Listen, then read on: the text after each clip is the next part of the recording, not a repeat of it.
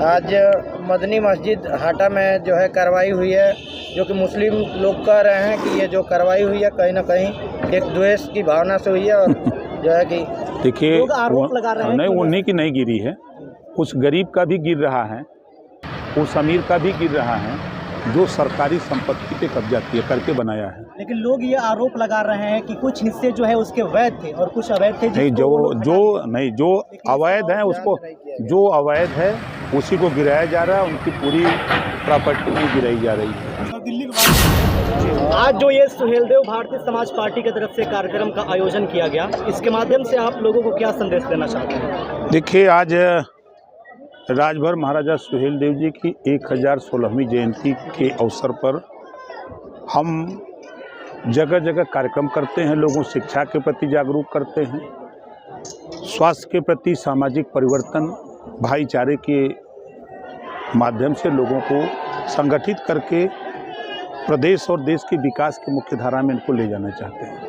Sir, कुछ लोग ये आरोप लगाते हैं कि आप केवल राजभर समाज की को लेकर चलते हैं, क्या ये बात आरोप कहाँ तक सही है? देखिए, अब हमारे साथ विधायक रामानंद बौद्ध जी थे, हमारे साथ वर्तमान में बेदीराम विधायक हैं, हमारे साथ जगदीश राय विधायक हैं, हमारे साथ अब्बास अंसारी विधायक हैं, हमारे साथ हंसूराम विधायक हैं। ये सब क्या हैं? नहीं सर, गांव में जाया जाता है तो मतलब पर्सनली पर्टिकुलरली बस व राजभर समाज को लेकर बात किया जाता है। देखिए, नहीं, जो कार्यकर्ता गढ़ जाते हैं। नहीं, आप ये बताओ कि हम चाहते हैं कि एक समान और अनिवार्य शिक्षा, कानून बनेगा तो खाली एक जाति के लिए होगा। हम चाहते हैं देश में, प्रदेश में रोजगार परक शिक्षा, तो एक जाति को पढ़ाया जाएगा। हम 27% आरक्षण बांट करके सबको देना चाहते हैं, तो खाली राजभर को मिलेगा? तो ये लोग देखिए, अगर वो हमारे ऊपर कहते हैं तो Bahujan Samaj party, Congress party, Samajwadi party और भारतीय जनता पार्टी, वो उनके ऊपर भी लागू होता है। जो लोग कहते हैं उन्हीं से पूछो कि आपकी कौन सी पार्टी है। सर, आपने अपने संबोधन में ज़्यादातर राजभर समाज को लेकर जो कहा कि शिक्षा को लेकर पिछड़े हुए हैं, आपको क्या लग रहा है इससे? देखिए, निश्चित है कि जब इस देश में महात्मा ज्योतिबा फुले संघर्ष कर रहे थे तो उस समय व्यवस्था थी कि गरीबों को पढ़ने लिखने का अधिकार नहीं था, तो उनकी मंशा थी कि सबको शिक्षा एक समान हो, महिलाओं को पढ़ने लिखने का अधिकार नहीं था। तो महात्मा ज्योतिबा फुले ने अपनी पत्नी सावित्रीबाई फुले को पढ़ाया और सभी वर्ण की महिलाओं को, सभी वर्ग की महिलाओं को पढ़ने लिखने का अधिकार अगर किसी ने दिलाया महिलाओं को तो सावित्रीबाई फुले ने दिलाया। और समानता की बात गौतम बुद्ध जी ने शुरू की, उसी बात को, उसी लड़ाई को हम लोग आगे बढ़ा रहे हैं। अब हम अगर प्लेटफार्म बनाएंगे पहले, तो प्लेटफार्म बनाने के लिए हमको तो किसी न किसी एक खेत की मिट्टी लेनी पड़ेगी ना। सर, जीरो पॉवर्टी पे जो बात हुई अभी, सर उसमें कुछ ग्राम पंचायत में मनमानी किया गया है, सर उस पर क्या? जहाँ अनियमितता है उसका देखिए हम लोग मॉनिटरिंग कर रहे हैं जी। वो लखनऊ से उसकी मॉनिटरिंग हो रही है जी। और कहीं कोई गड़बड़ी नहीं कर पाएगा।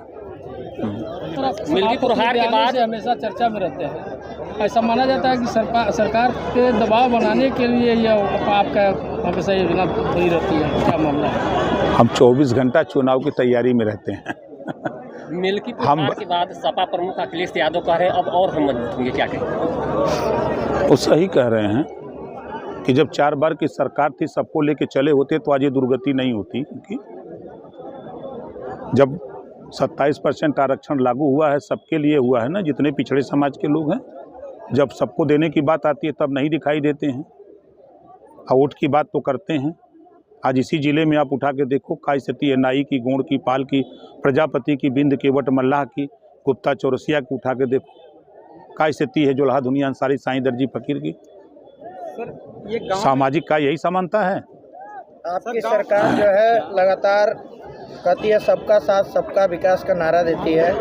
आज मदनी मस्जिद हाटा में जो है कार्रवाई हुई है, जो कि मुस्लिम लोग कह रहे हैं कि ये जो कार्रवाई हुई है कहीं ना कहीं एक द्वेष की भावना से हुई है। और जो है कि देखिए, आरोप लगा रहे हैं नहीं, उन्हीं की नहीं गिरी है, उस गरीब का भी गिर रहा है, उस अमीर का भी गिर रहा है जो सरकारी संपत्ति पे कब्जा किया करके बनाया है। लेकिन लोग ये आरोप लगा रहे हैं कि कुछ हिस्से जो है उसके वैध थे और कुछ अवैध थे। नहीं, जो अवैध है उसको, जो अवैध है उसी को गिराया जा रहा है, उनकी पूरी प्रॉपर्टी नहीं गिराई जा रही है। सर दिल्ली के बारे में क्या कहेंगे? बीजेपी की प्रचंड जीत हुई है, 2 शब्द में। देखिए, मोदी जी के जो विकास की योजनाएं हैं, चाहे वो आयुष्मान कार्ड हो, जब गरीब बीमार होता हॉस्पिटल जाता है तब उसको समझ में आता है कि उसको पैसे कहाँ से मिले। तो आयुष्मान कार्ड के हिसाब से उसको 5 लाख रुपया इलाज के लिए मिलता है, वो उससे खुश है। आज किसान, जो किसान सम्मान निधि उसको 6,000 मिलती है, जब वो खाद खरीदना होता पैसा नहीं होता किसान के पास, वो किसान खुश है। आज जिस गरीब के पास घर में राशन नहीं है, उस गरीब को राशन मिल रहा है, वो गरीब खुश है। तो ये जो योजनाएं हैं, कल तक आप भी हम भी बैंकों में खाता खुलवाने के लिए लाइन लगती थी, नहीं खुलते थे, सिफारिश होती थी। आज कोई घर ऐसा बता दीजिए जहाँ जिस घर में खाता ना खुला हो, सबके यहाँ खाता खुला। कल गैस सिलेंडर लेने के लिए मारी मारा होती थी, कनेक्शन नहीं मिलते थे, अब आज घर घर कनेक्शन मिल गया।